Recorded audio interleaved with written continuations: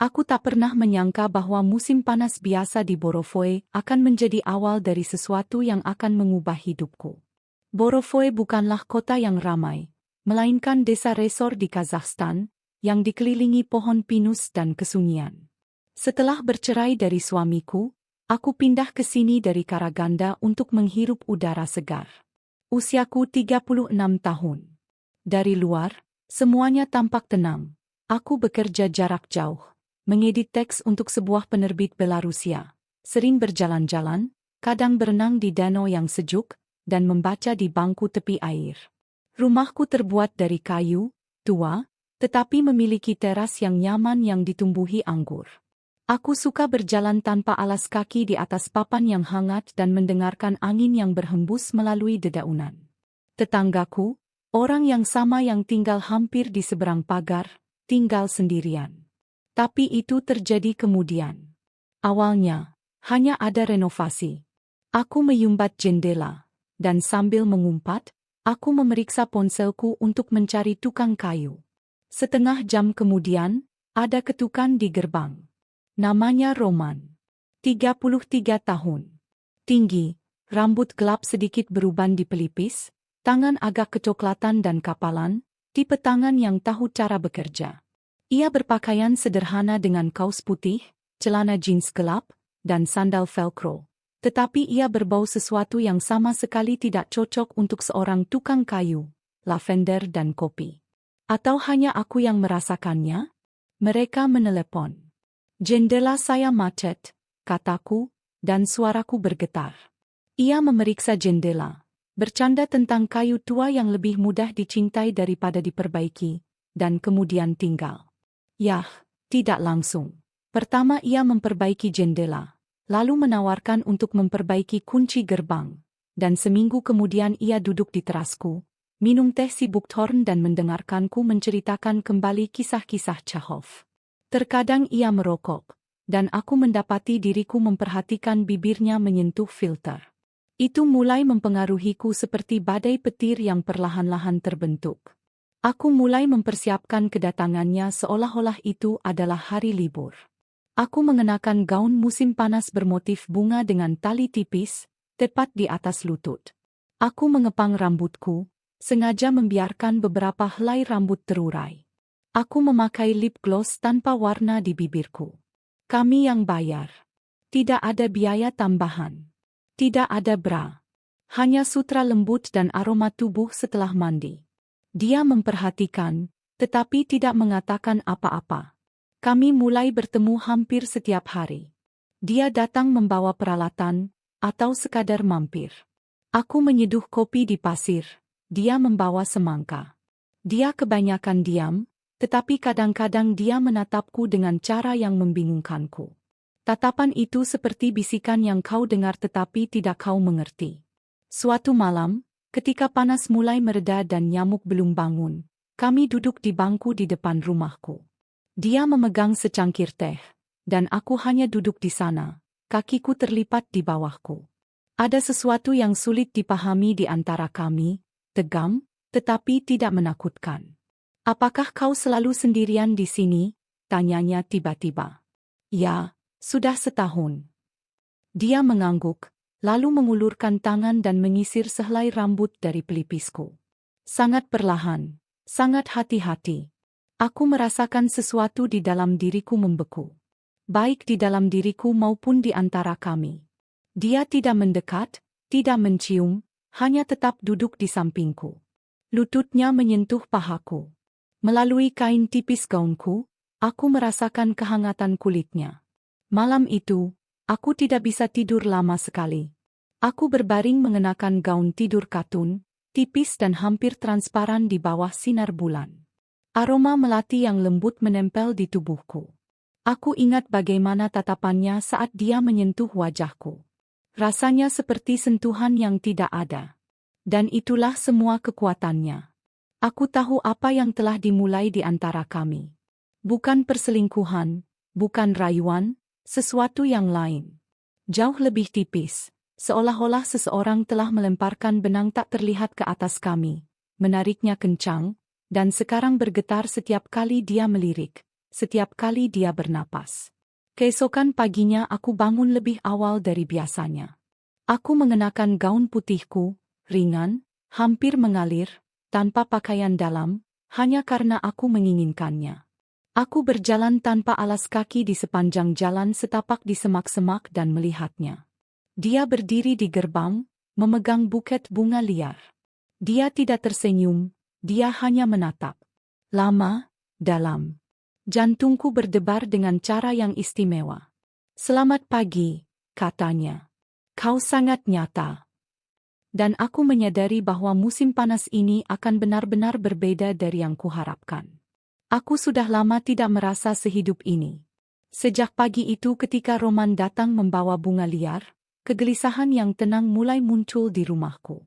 Bukan kecemasan, melainkan kelesuan, seolah-olah sesuatu sedang matang, siap untuk muncul.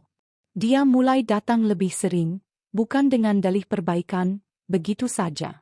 Terkadang dia akan duduk diam di tangga, memalingkan wajahnya ke arah angin dan meminum selai ceri buatanku.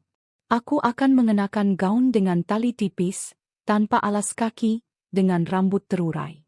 Kami masih belum bersentuhan, tetapi ada kehangatan di antara kami. Suatu malam, langit tiba-tiba menjadi gelap. Angin membawa awan, dan dalam hitungan menit, hujan deras pun turun. Aku berdiri di beranda mengenakan jubah biru tipis, pendek, dengan ikat pinggang. Di bawahnya adalah tubuhku yang telanjang. Aku baru saja selesai mandi dan tiba-tiba ada ketukan di gerbang. Aku membukanya.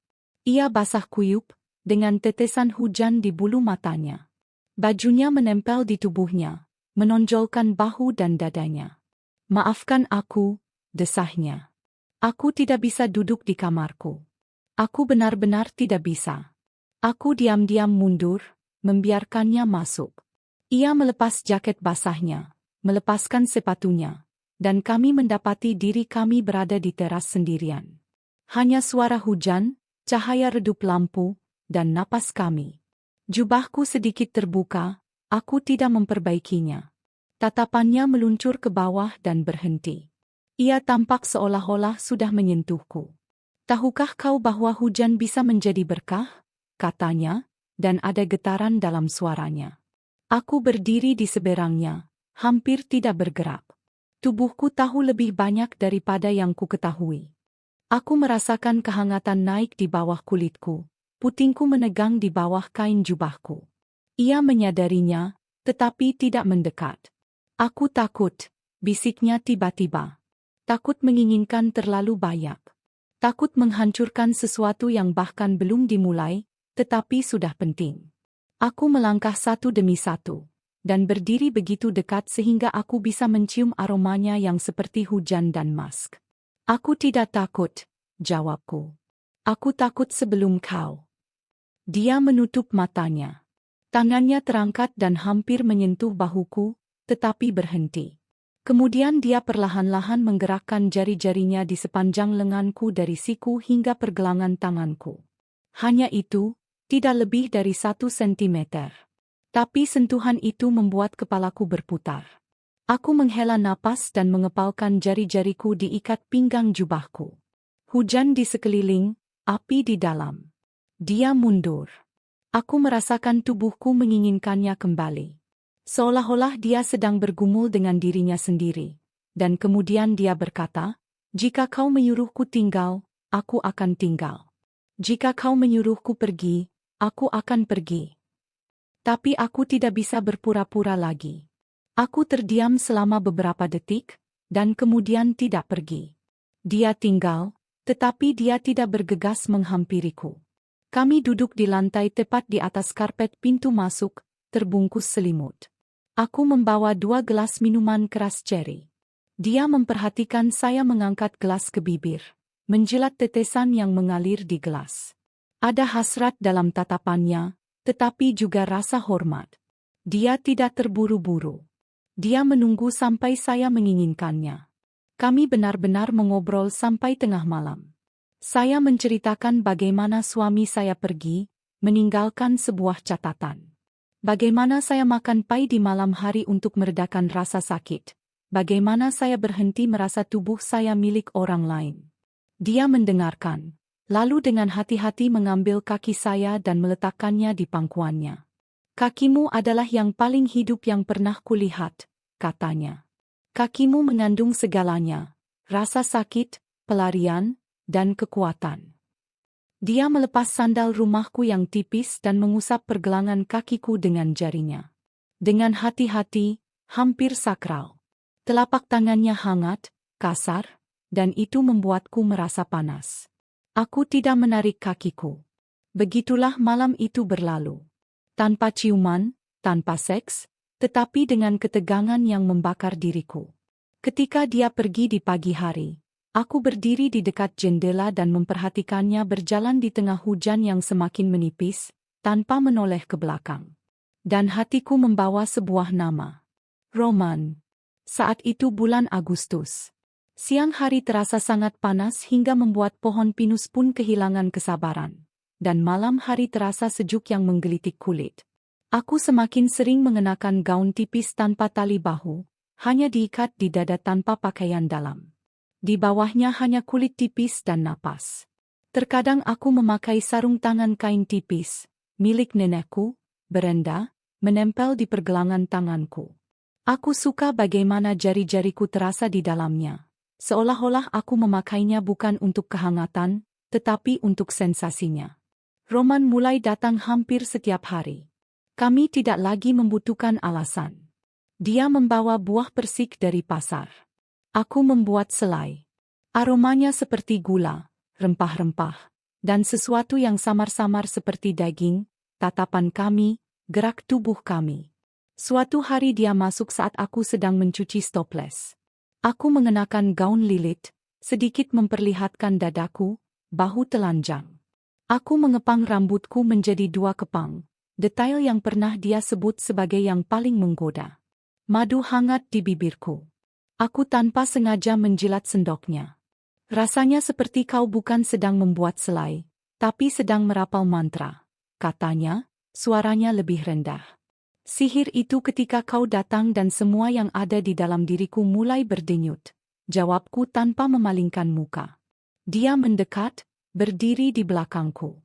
Aku merasakan napasnya di tulang selangkaku. Dia tidak menyentuh, tetapi bayangannya di kulitku terasa panas. Kau tahu seperti apa penampilanmu, kan? Bisiknya. Kau seperti sesuatu yang ingin kau buka tetapi takut merusaknya. Aku berbalik perlahan. Dadanya hampir menempel di dadaku. Ada kehangatan di antara kami, tetapi dia menahan diri lagi. Dia hanya menyentuh tali gaunku dengan ujung jarinya dan segera menarik tangannya. Aku tidak bergerak, hanya menatap telapak tangannya, lalu menatapnya. Apakah kau takut padaku? Aku takut pada diriku sendiri bersamamu, katanya jujur.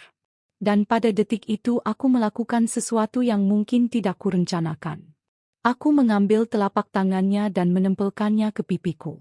Melalui kain sarung tangan, aku merasakan jari-jarinya bergetar. Itu lebih kuat daripada ciuman apapun.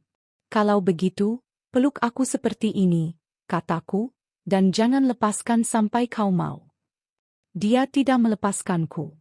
Dia menggerakkan tangannya dari tulang pipiku ke daguku, lalu perlahan ke bawah renda di leherku, tidak menyentuh kulit, tetapi merasakannya. Malam itu kami tidak bercinta. Kami bermain. Dia melepaskan sarung tanganku, seolah-olah mengurai sebuah rahasia. Dia memperhatikan jari-jariku yang muncul, bagaimana mereka menjalani kehidupan mereka sendiri. Lalu aku menyuapinya selai hangat dengan sendok. Dia menjilat bibirnya perlahan, dalam-dalam, menatap mataku. Aku merasa seperti pusat dunianya. Kami berbaring di karpet lagi. Dia meletakkan kepalanya di pangkuanku. Aku menyusuri rambutnya dengan jari-jariku, membelai bagian belakang lehernya, gerakan yang selalu membangkitkan kepercayaan dan kerentanan pada pria. Dia tertidur di pangkuanku, seperti anak kecil. Aku menatapnya, dan sebuah perasaan berdenyut di perutku. Seolah-olah aku adalah rumah yang dia datangi setelah pengembaraan panjang. Keesokan harinya dia pergi ke kota. Katanya selama 2 hari. untuk urusan bisnis. Dan tiba-tiba rumah itu menjadi kosong. Seolah bukan hanya seseorang yang pergi, tetapi sesuatu yang penting. Aku kehilangan nafsu makan, berhenti tidur, pergi ke danau, melepaskan pakaian dan masuk ke air. Tanpa apapun. Aku ingin menghilangkan kesedihan. Dan sekarang sudah malam. Aku duduk di kursi berlengan dengan sebuah buku, mengenakan gaun tidur panjang berwarna vanila, tipis, hampir transparan. Rambutku terurai, tubuhku masih berbau danau. Dan tiba-tiba ada ketukan di pintu. Dia memelukku dari ambang pintu. Diam-diam meletakkan dagunya di bahuku. Kami berdiri, bernapas. Kupikir aku akan gila. Kau di sini, seperti rasa di mulutku. Sepanjang waktu. Aku tidak menjawab, aku hanya berpelukan. Dia mengangkat tanganku ke bibirnya dan mencium jari-jariku. Pertama satu, lalu yang lain. Satu demi satu, seolah dia telah bersumpah. Aku kembali ke rumah. Beberapa minggu berlalu. Hidup mengalir dengan lembut, tetapi dengan antisipasi, seolah setiap pagi di hutan pinus tercium jejak langkahnya. Roman dan aku terpisah, namun tak terpisahkan. Benang di antara kami terus berdenyut, tegang seperti tali, tanpa ciuman, tanpa ketelanjangan, tetapi setiap pertemuan terasa semakin dalam dan dekat. Aku mulai mengenakan syal, tipis, sutra, bergaya vintage. Aku sangat menyukai satu syal, berwarna krem kehijauan, dengan sedikit kilau. Aku mengikatnya di leherku, kadang-kadang di pergelangan tanganku. Ada sesuatu yang intim tentangnya. Terkadang aku memperhatikannya lama saat aku menyesuaikannya. Suatu hari, dia berbisik, seolah-olah kau mengikat hasrat di sekeliling dirimu. Aku tersenyum dan memutuskan untuk melakukannya secara harfiah. Suatu malam, ketika matahari sudah terbenam dan jendela-jendela berwarna kuning keemasan, aku mengikat syal itu di pinggulku di atas gaun tidur tipis yang tampak seperti gaun tidur. Kain itu mengalir di tubuhku seperti air. Tidak ada apapun di bawahnya. Aku tahu dia akan datang. Dan dia datang. Maafkan aku, katanya, bahkan sebelum aku bisa melewati ambang pintu. Aku hanya perlu dekat. Dia masuk dan membeku. Matanya melirik ke bawah dan dia melihat syal itu. Aku melangkah mendekatinya. Lepaskan, pintaku. Ia gemetar, tetapi tidak melepaskannya. Pertama, ia menggenggam tanganku. Dengan hati-hati, seperti seorang anak kecil. Ia membawa tanganku ke bibirnya, lalu berlutut tepat di depanku. Kau tidak tahu siapa dirimu sebenarnya. Suaranya hampir bergetar. Aku belum pernah sedekat dan sejauh ini pada saat yang bersamaan. Aku menyusuri rambutnya dengan jari-jariku. Ia menempelkan dahinya ke pahaku, masih belum menyentuh bibir kami. Kami hanya berjarak 1 sentimeter dari kegilaan, tetapi semuanya disatukan oleh kejujuran. Pada benang itu. Apakah kau takut merobeknya? Bisikku. Bagaimana jika kau merobeknya? Dan tidak menginginkannya kembali? Ia mengangkat kepalanya. Matanya basah. Karena hasrat atau rasa sakit, aku tidak tahu. Kau seperti batas antara terang dan gelap. Aku takut tersesat, katanya. Perlahan aku mencondongkan tubuh dan melepaskan syal itu. Dengan hati-hati. Seolah itu bukan aksesori, tetapi sebuah keputusan. Ia memperhatikan jari-jariku bergerak, kain itu meluncur di kulitku, dan napasnya tertahan. Sekarang kau yang bertanggung jawab, kataku sambil meletakkan syal di telapak tangannya. Dia menempelkannya ke wajahnya, menarik napas, lalu meletakkannya di dadanya, sebagai isyarat. Dan kami tidak bercinta lagi. Tapi malam itu dia tetap tinggal. Sampai pagi. Dia berbaring di sampingku, mengenakan kaos dan celana jeans. Aku mengenakan kemeja tipis. Jarak beberapa sentimeter antara tubuh kami dan sebuah syal. Dia meletakkannya di antara kami, seperti batas yang tak seorang pun ingin lewati. Namun semuanya telah selesai. Dia membelai pergelangan kakiku, diriku, lehernya. Kami bernapas berirama, seolah tubuh kami berbicara dalam bahasa yang hanya dipahami oleh mereka. Aku tidak ingin menjadi sementara, katanya tiba-tiba. Aku telah menjadi orang asing bagi diriku sendiri terlalu lama. Kau tidak sementara, jawabku. Kau telah menjadi musim panasku. Dan kemudian, untuk pertama kalinya, dia mengusap punggungku. Dari leherku ke punggung bawahku. Perlahan, dengan lembut, seolah menuliskannya dari ingatan.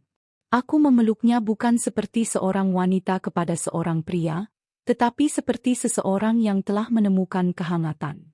Lalu sesuatu terjadi yang tak kusangka. Sebuah dering. Bukan telepon. Intercom. Aku berdiri. Dia duduk, khawatir. Aku pergi ke jendela. Seorang gadis berdiri di bawah, muda, sangat cantik, mengenakan rok merah dan membawa koper. Ini adikku, katanya, tapi dia tidak menelepon. Dia seharusnya tidak datang. Aku menatapnya. Dia bukan hanya adik. Ya. Dia terdiam lama.